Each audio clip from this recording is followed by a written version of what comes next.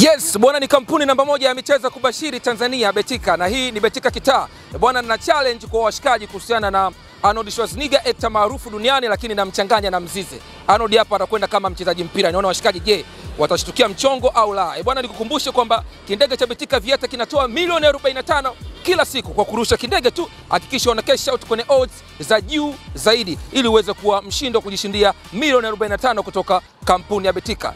Bwana, kutokana na usajili mpya wa juzi kati uliofanyika hapa kwa Yanga kumsajili Arnold Schwarzenegger kutoka Morocco, wewe unahisi Mzize ataweza kufurukuta kweli kupata nafasi sasa hivi kutokana na mshambuliaji huyo mpya? Kwanza tuangalie ligi ianze. Hawezi akapata namba Mzize. Wewe unaamini kwamba Arnold lazima ndio atakuwa anacheza badala yuko vizuri Arnold. Mzize mwenyewe anaweza kupata namba kutokana na yule jamaa yuko vizuri. Ushambuliaji wake pia mwanani yake umeona mazingira yake nini, mapande nini, sukuma. Pasi yake ni marefu yanafika. Ndio anapata. Kwa nini? Jamaa ana uwezo afu anajituma.